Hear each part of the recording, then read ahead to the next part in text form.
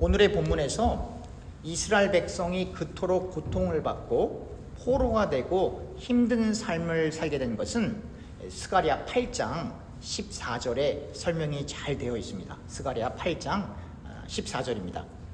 만군의 여호와가 이같이 말하노라.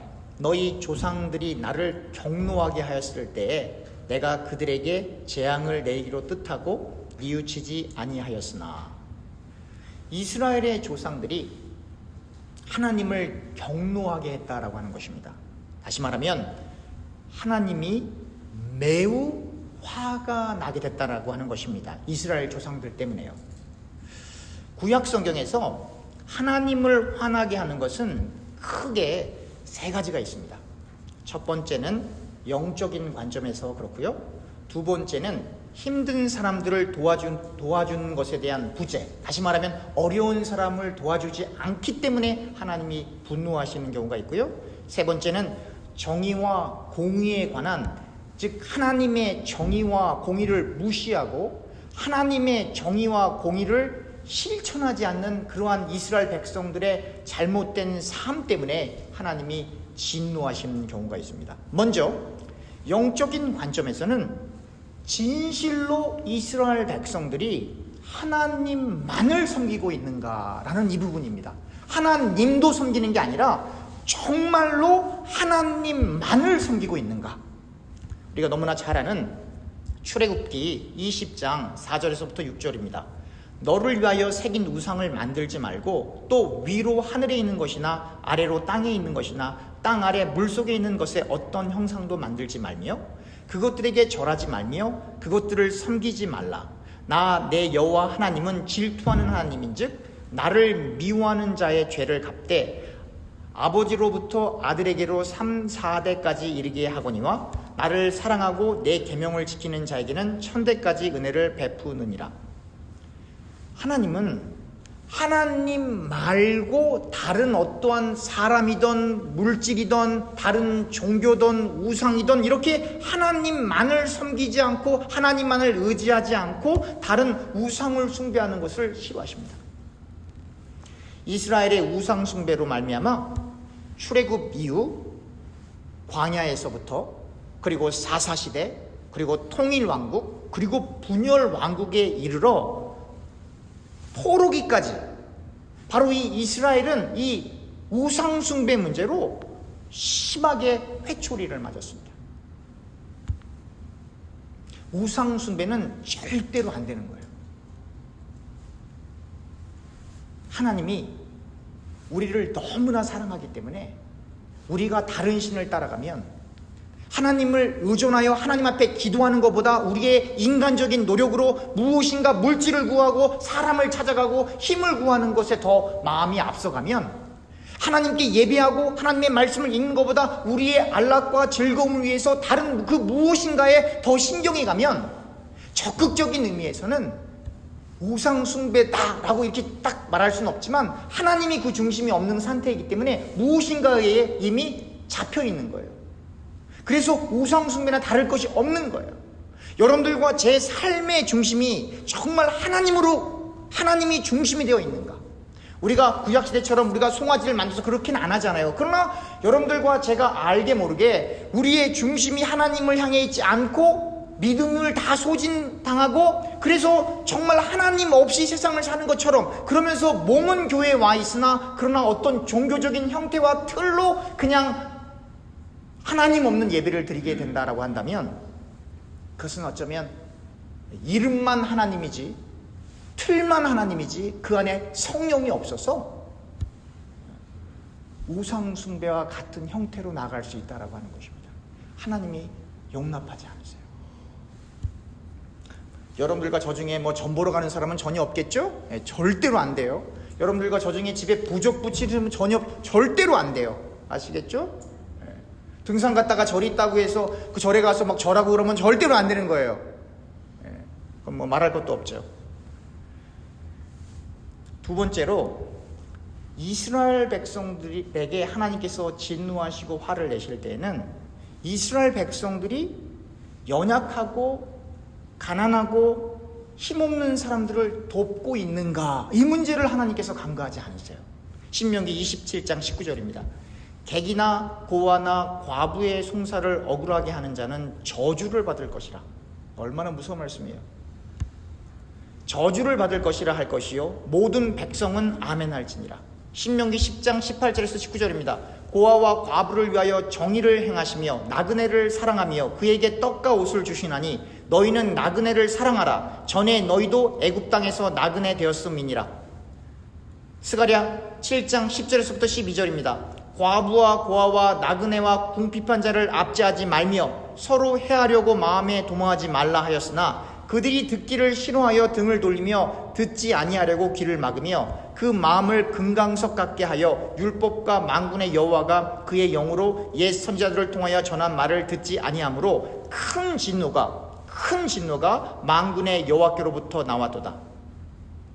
사랑하는 교우님들, 지난주에 제가 설명드렸듯이 고아, 과부, 나그네 혹은 외국인 그리고 가난한 사람들을 우리가 반드시 도와야 합니다. 우리가 그들을 압제하면, 우리의 이익 때문에 그들을 압제하면 하나님의 진노가 임하는 거예요. 그렇기 때문에 이 어려운 사람들은 우리가 도와줘도 되고 안 도와줘도 그게 아니라 우리가 살려면 반드시 도와줘야 되는 거예요. 그래서 교회에서 전도가 물론 중요하죠. 예배도 물론 중요하죠. 그러나 구제도 그 중에 한 가지로 중요한 겁니다. 세 번째로, 이스라엘 백성이 하나님의 공의와 정의를 무시하고 그리고 하나님의 공의와 정의를 짓밟기 시작할 때에 어마어마한 하나님의 진노가 오는 것입니다. 오늘의 본문 스가랴 8장 16절에서부터 17절입니다. 너희가 행할 일은 이러하니라. 너희는 이웃과 더불어 진리를 말하며 너희 성문에서 진실하고 화평한 재판을 베풀고 마음에 서로 해하기를 도모하지 말며 거짓 맹세를 좋아하지 말라. 이 모든 일은 내가 미워하는 것이니라. 이 모든 일은 내가 하나님이 미워하는 것이니라. 여호와의 말이니라. 일상의 삶 가운데 우리가 생활을 할 때 여러분 거짓말하지 마세요. 진실만을 말하려고 최선을 다하세요. 또한 법정에서는 정의롭고 화평으로 이끄는 평결을 내야 합니다. 서로에 대항하여 음모를 꾸미거나 서로가 서로를 대해서 이렇게 해하려고 없는 말을 만들어내거나 거짓으로 맹세하게 되면 하나님께서 진노하세요. 이러한 거짓, 불의한 편결 그리고 거짓 맹세는 하나님의 정의와 공의를 땅에 떨어뜨리는 가증한 것이기 때문에 하나님께서 용서치 않으십니다. 요약하면 우리가 우상을 숭배하지 않고 온전히 하나님을 섬기고 고아, 과부, 나그네 혹은 외국인 그리고 가난한 사람들을 돕고 거짓과 거짓 맹세를 멈추고 하나님의 정의와 공의를 실천하기 위해 최선을 다하며 바벨론 포로에서 돌아온 이스라엘 백성들이 하나님의 말씀을 따라 성전을 다시 짓기 시작하는 것처럼 우리가 우리의 영적인 성전, 다시 말하면 우리가 성전이니까요. 영적인 성전을 다시 시작하면, 다시 말하면 더 쉽게 얘기하면 우리가 우리의 성전을 다시 짓는다라는 말은 우리 안에 하나님 말씀으로 가득 채워지게 되면 하나님께서 우리 가운데 함께 하셔서 우리의 기도를 들어주실 것이고 우리의 찬양을 받아주실 것이고 우리의 예배를 받아주실 것이고 그리고 여러분들과 저는 복의 근원이 되는 겁니다. 그 축복을 누가 받았어요? 구약에서? 아브라함이 받은 거예요. 스가랴 8장 3절입니다. 여호와가 이같이 말하노라. 내가 시온에 돌아와 예루살렘 가운데 거하리니 예루살렘은 진리의 성이라 일컫겠고 만군의 여호와의 산은 성산이라 일컫게 되리라. 하나님께서 다시 시온에 오시면 당연히 예루살렘은 사람들로 넘쳐나게 되는 것입니다. 어린이들도 넘쳐나고 어르신들도 넘쳐나서 거리를 메우게 되는 것입니다. 하나님이 우리 가운데 오시게 되면, 다시 말하면 하나님이 우리 교회 가운데 역사하시게 되면 우리 교회는 인본주의적인 노력에 의해서가 아니라 하나님의 은혜와 하나님의 일하심을 통하여 사람들이 넘쳐나는 진정한 부흥과 영적 대각성을 경험하게 되는 겁니다. 그러니까 여러분들과 제가 막 사람들을 끌어모으기 위해서 뛰어다니는 게 아니고, 여러분들과 제가 우리의 성전, 우리의 이 심령에 하나님의 말씀으로 가득 채우고 그 말씀을 통하여 하나님과 소통하고 하나님을 찬양하며 하나님께 신령과 진정으로 예배하게 되면 하나님께서 우리 가운데 오셔서 이스라엘 백성이 오셨던 것처럼 우리 가운데 오셔서 우리의 교회를 다시 rebuild, 다시 세워주시는 거예요. spiritually. 그래서 great awakening, 영적인 대각성이 일어나는 거예요. 그게 하나님이 기뻐하시는 부흥입니다. 여러분들과 제가 프로그램을 해서 사람들을 막 강제적으로 그렇게 안 하는 것보다는 낫겠지만, 그러나 성경이 이야기하는 그 부흥은 그런 게 아닙니다.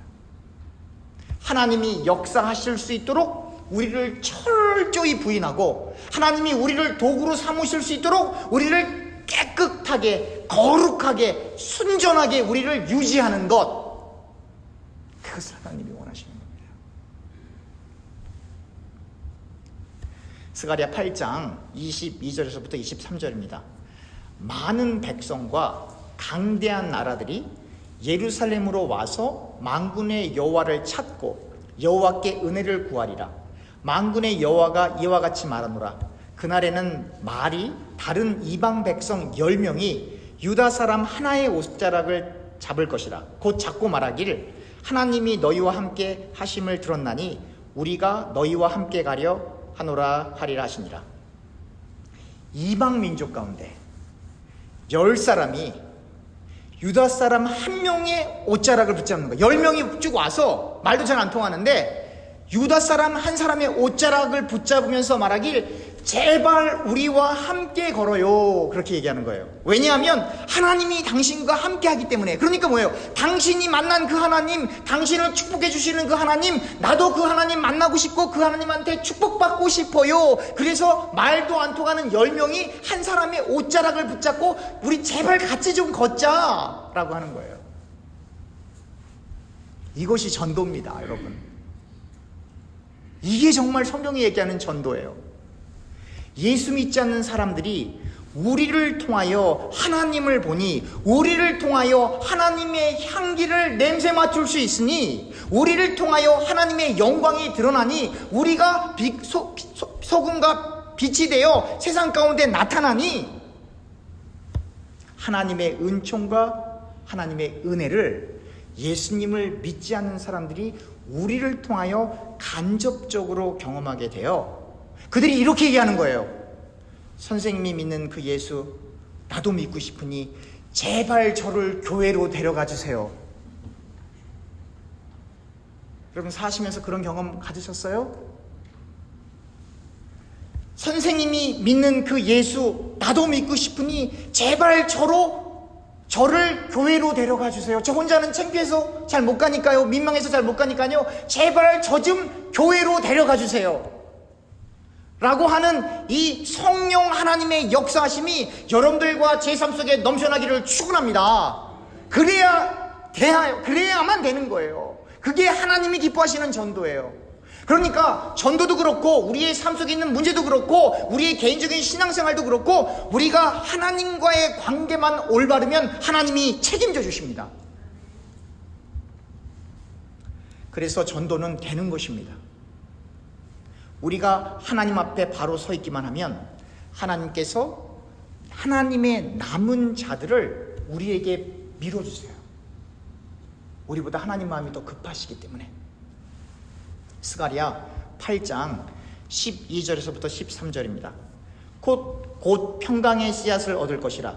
포도나무가 열매를 맺으며 땅이 산물을 내며 하늘은 이슬을 내리리니 내가 이 남은 백성으로 이 모든 것을 누리게 하리라. 유다 족속아, 이스라엘 족속아, 너희가 이방인 가운데서 저주가 되었었으나 이제는 내가 너희를 구원하여 너희가 복이 되게 하리니 두려워하지 말지니라. 손을 견고히 할지니라. 하나님이 은혜 주시려고 작정하시면 하나님이 주시는 하늘의 이슬을 통하여 이스라엘 백성이 윤택한 삶을 살게 되는 것처럼 우리로 하여금 더 나은 삶을 살게 하시는 겁니다. 또한 저주가 멈추고 하나님의 구원과 복이 우리에게 임함으로 이제는 저와 교우님들이 더 이상 두려워할 필요가 없고 오히려 우리의 손을 견고히 하여 전적으로 하나님의 손을 꼭 잡기만 하면 되는 거예요. 얼마나 쉬워요. 이 쉬운 걸 왜 못하세요? 하나님의 손을 꼭 잡기만 해요.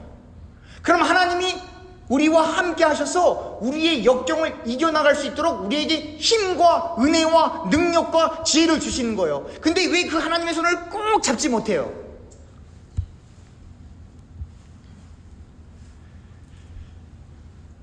우리는 하나님의 손을 꼭 붙잡아야 합니다. 그런데 어떻게 하나님의 손을 꼭 붙잡나요? 그것은 그 하나님의 손을 꼭 붙잡는다라고 하는 그 표현의 구체적인 모습은 말할 것도 없이 하나님께 전적으로 기도하고 하나님의 말씀을 늘 읽고 묵상하며 하나님을 찬양하는 그 행위, 그것이 무엇이다? 하나님의 손을 꼭 붙잡는 거예요. 얼마나 쉬워요. 제가 늘 강조하죠. 하루에 1시간 기도, 하루에 1시간 성경 읽기. 그것이 하나님의 손을 꼭 붙잡는 길이에요. 붙잡기만 하면 돼요. 걱정하지 마세요. 그 붙잡는 손 하나님이 뿌리치지 않아요. 그런데 더욱 놀라운 은혜는 하나님께서 우리의 손을 놓지 않는다는 거예요. 우리가 놓으려고 해도 하나님이 우리 손을 꽉 잡고 계신 거예요. 왜냐하면 저와 교우님들은 하나님의 자녀잖아요.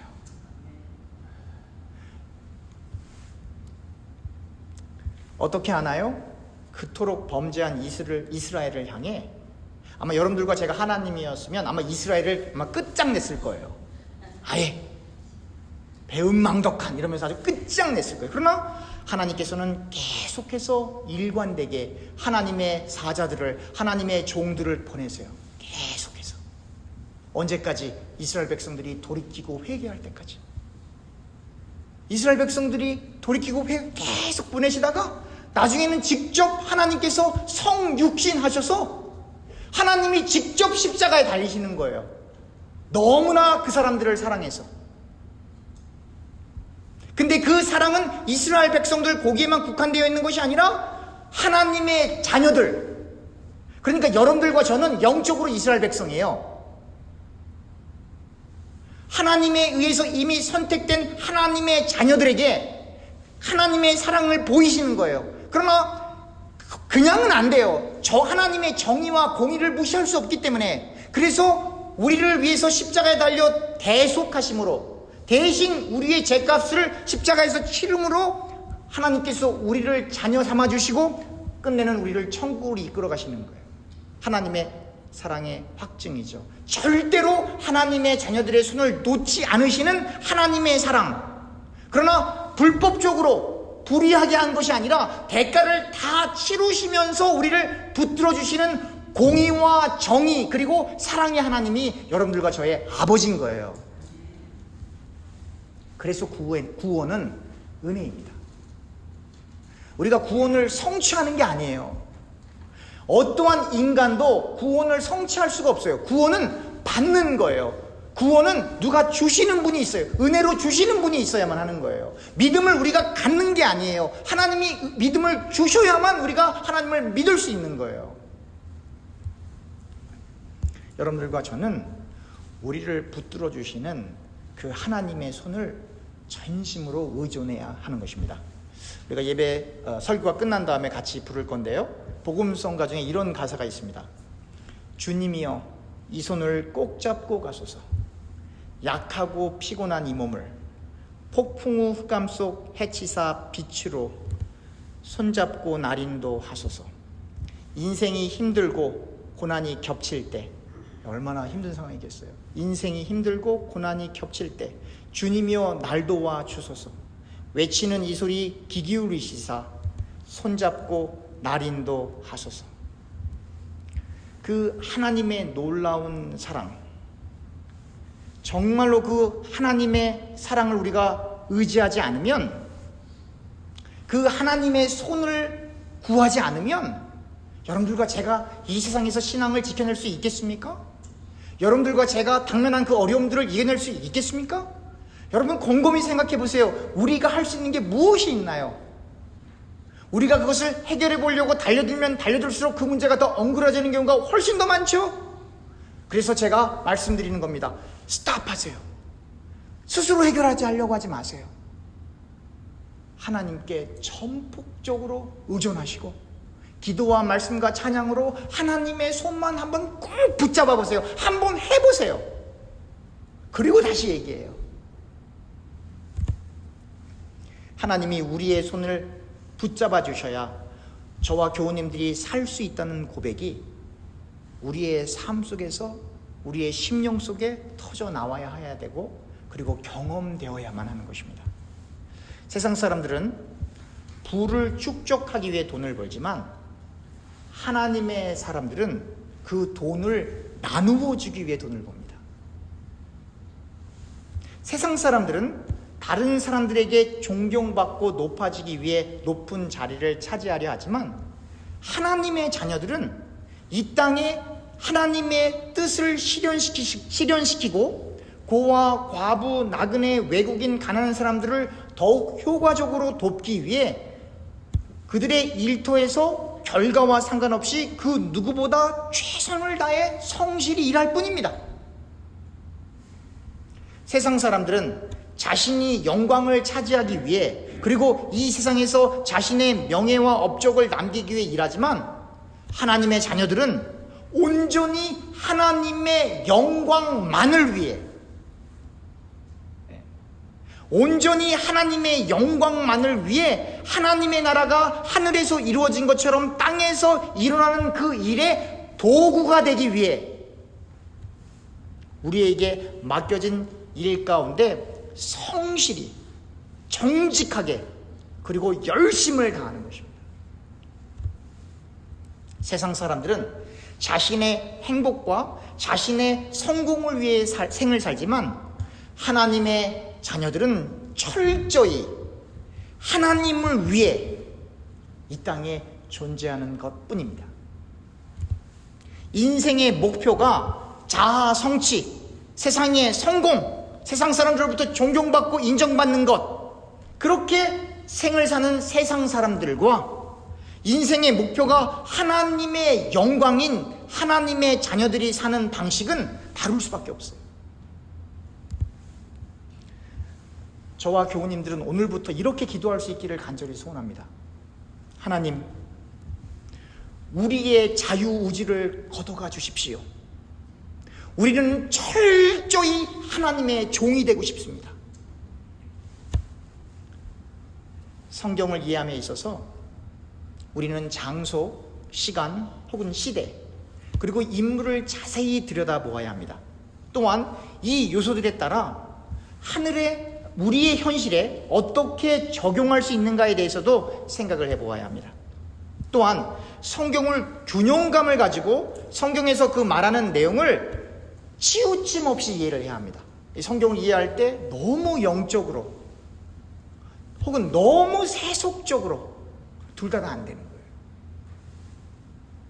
정말 그 성경에서 이야기하는 그 내용이 무엇인가를 알기 위해서 여러분들과 제가 온전히 예수 그리스도의 멍에를 매야 되는 거예요. 예수 그리스도의 종이 돼야 되는 거예요. 이게 무슨 말이에요? 여러분, 멍에를 맨다라고 하는 건 뭐예요? 멍에를 맨 그 주인의 뜻대로 끌림받겠다는 얘기예요. 여러분들과 저의 자유의지를 포기하겠다는 얘기예요. 그게 자기 부인이에요. 우리 뜻대로 살지 않고 주님 뜻대로 살기로 했네, 뒤돌아서지 않겠네, 이 세상 자랑 따라가지 않겠네. 그게 다 우리의 어르신들, 믿음의 선조들이 한 고백이잖아요. 멍에가 씌워져서 그 멍에를 씌워주신 그 예수 그리스도에게 온전히 이끌림받는 주의 종이 되겠다는 거예요. 그것이 없으면 말씀을 깊이 있게 볼 수가 없어요. 인간적으로 볼 수가 없어요. 그래서 그렇게 위대한 신학자들이 많은 것 같은데 신학자들 중에서 얼마나 제대로 복음을 전하는 사람들이 몇 명이나 있습니까? 아예 없다는 얘기가 아니에요. 그러나 많지 않죠. 오히려 신학교에 문턱도 안 가신, 그리고 많은 깊이 있는 신학 공부를 못 하시는 분들 가운데 얼마나 복음 전도자로 이 세상을 흔들었던 영적 대각성을 움직였던 분들이 얼마나 많이 있습니까? 그러니까 인간의 머리로 성경을 보려고 하는 그 자체, 인간의 철학을 의존해서 성경을 보려고 하는 그 자체가 이미 하나님의 눈 밖에 벗어나서 그 자신들의 그 이성과 어떤 학문을 가지고 밥 먹고 살 수 있는 밥벌이는 할 수 있을지 모르지만 생명을 살리는 영의 양식을 먹일 수가 없는 거예요. 왜요? 본인이 발견할 수가 없으니까. 많이 배웠다고 해서 말씀을 정확히 보는 게 아니에요.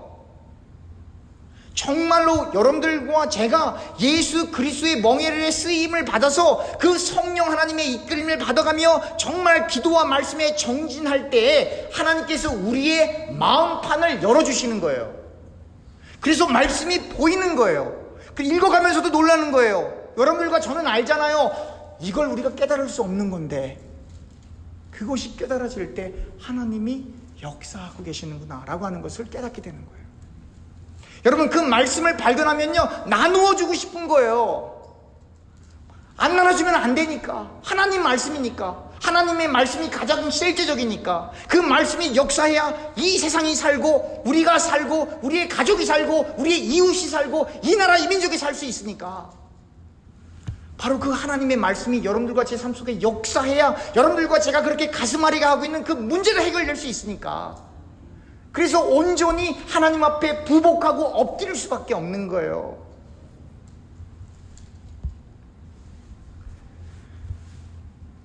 우리가 잘 알듯이 은혜를 받아야, 하나님을 아는 지식이 우리에게 흘러 넘쳐야, 오버플로우가 돼야 전도할 수 있는 거예요. 받은 은혜가 없는데 어떻게 예수님을 전하겠습니까? 못 전해요. 돈이 하나도 없는데 어떻게 가난한 사람을 도와줍니까? 직장도 없고 실업이고 통장에 돈이 아무것도 없는데 누구를 도와줘요? 내가 도움을 받아야 되잖아요. 그러니까 굳이 할 수 있다는 게 축복이에요. 힘이 있어야 연약한 사람을 업고 갈 거 아니에요. 도와주고 싶은데, 약한 사람을 도와주고 싶은데 나한테 힘이 하나도 없어. 그거 어떻게 도와줍니까? 누군가를 도와줄 수 있다는 것도 축복이에요. 그 축복의 기회를 놓치지 말기를 주님의 이름으로 축원합니다. 도울 수 있을 때 도우세요. 예수의 이름으로 도우세요. 하나님이 갚아주십니다. 받은 은혜가 없는데, 소유한 것이 없는데, 아무런 힘이 없는데 우리가 누구를 도와줄 수 있겠습니까?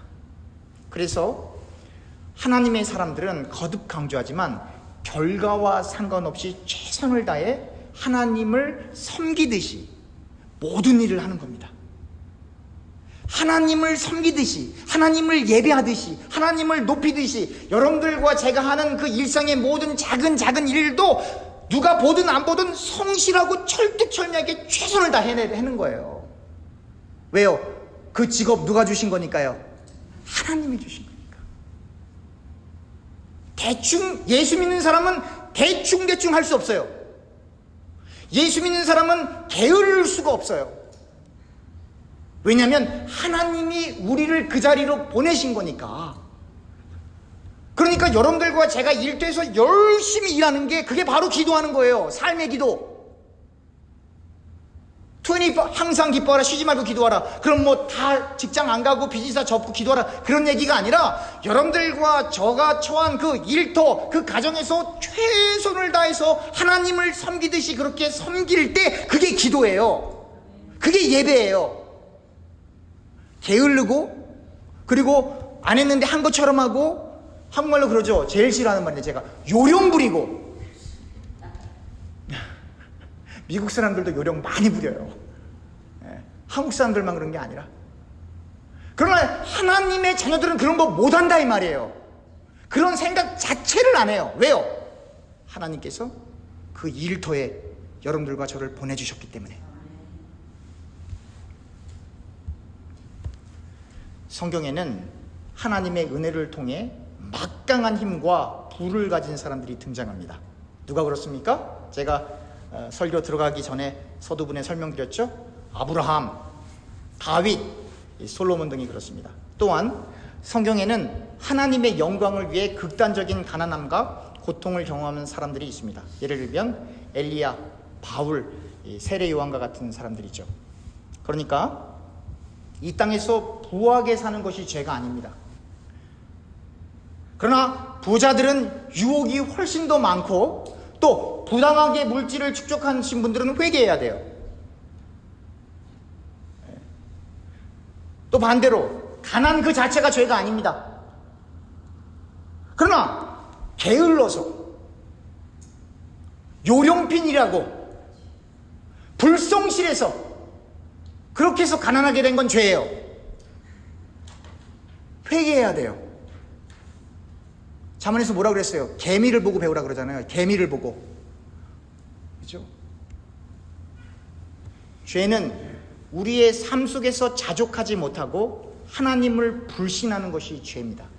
죄는 하나님께서 우리에게 맡겨진 일에 불성실하고 최선을 다하지 못하고 요령피고 이런 것들이 죄입니다. 다른 사람이 있을 때는 하고 없을 때는 안 하고 그렇게 하면 안 돼요. 무슨 일이 되었든지 간에 여러분들과 저는 늘 하나님 앞에 있는 겁니다. 우리는 부자가 되기 위해서 예수를 믿는 것이 아닙니다. 오해하시면 안 돼요. 그러나 굳이 예수님을 믿는 것 때문에 가난하게 살아야 되는 것도 아니에요. 저와 교우님들은 오직 하나님의 영광을 위해 생을 살 뿐입니다. 성실하게 일하면 당연히 물질이 생깁니다. 그게 정상이고요. 또한 보다 더 효과적으로 예수님을 증거하기 위해서 우리의 자리에서 우리의 일터에서 최선을 다해 일을 해야 하는 것입니다. 우리에게 중요한 것은 과연 우리를 통하여 하나님의 영광이 그리스도의 향기가 나타나고 있는가라고 하는 것입니다. 진실로 예수님을 위해 사는 사람은 정말로 하나님을 만난 하나님의 자녀들은 게을릴 수 없습니다. 뇌물을 받을 수가 없습니다. 거짓말할 수 없습니다. 그냥 우리의 자리에서 성실하게 청지기로서의 인생을 살아가다 보면 하나님이 우리들의 필요를 따라 알아서 다 채워주십니다. 이것은 요행이나 혹은 미신적인 믿음을 이야기하는 것이 결코 아닙니다. 신명기 11장 13절에서부터 17절입니다. 내가 오늘 너희에게 명하는 내 명령을 너희가 만일 청종하고 너희 하나님 여호와를 사랑하여 마음을 다하고 뜻을 다하여 섬기면 여호와께서 너희의 땅에 이른비 늦은 비를 적당한 때에 내리시리니 너희가 곡식과 포도주와 기름을 얻을 것이요 또 가축을 위하여 들에 풀이 나게 하시리니 내가 먹고 배부를 것이라. 너희는 스스로 상바라. 두렵건대 마음에 미혹하여 돌이켜 다른 신을 섬기며 그것에게 절함으로 여호와께서 너희에게 진노하사 하늘을 닫아 비를 내리지 아니하여 땅이 소산을 내지 않게 하심으로 너희가 여호와께서 주신 아름다운 땅에서 속히 멸망할까 하노라. 또 나오죠. 우상숭배는 절대로 안 되는 거예요. 그런데 농사를 짓는 농부가 아무리 정성을 들여도 하나님께서 땅에 이른 비와 늦은 비가 적당히 내리지 않게 하시면 곡식, 포도주 그리고 기름을 얻을 수가 없는 겁니다. 또한 가축을 치는 이들에게도 하나님께서 이른 비와 늦은 비를 통하여 들에 풀을 나게 해 주셔야만 하는 거예요. 또 다른 측면에서 하나님께서 적절한 시기에 이른 비와 늦은 비를 내리게 하시는데도 농부가 씨를 뿌리지 않으면 아무런 소용이 없어요. 그러니 하나님을 경외하는 농부는 건전하고 건강한 마음을 성령 안에서 갖고 있어서 늘 자기에게 맡겨진 농사일을 함에 있어서 하나님을 섬기들 최선을 다해 일을 하는 겁니다. 그때 하나님께서 이른 비와 늦은 비를 통하여 비를 부어주시면 일한 만큼 얻게 되는 거예요. 그런데 오늘날에도 농부뿐만 아니라 오늘날 다른 직장을 갖고 있는 사람들 역시 하나님의 이른 비와 늦은 비를 통하여 좋은 열매를 맺기 위해서는 오늘날에도 하나님의 자녀들은 그 맡은 자리에서 최선을 다해야만 하는 것입니다. 그런데 이 이른 비와 늦은 비는 하나님의 사람들이 하나님의 말씀을 듣고 순종할 때, 그리고 하나님의 마음과 하나님을 마음과 뜻을 다하여 섬기고 사랑할 때 그 비가 내리는 거예요. 만약 하나님의 사람들이 하나님을 사랑하지 않고 하나님을 섬기지 않고 다른 신들을 따라가면 그 비가 멈추는 거예요. 그래서 엘리야 시대에 하나님께서 하늘문을 닫아버리신 거예요.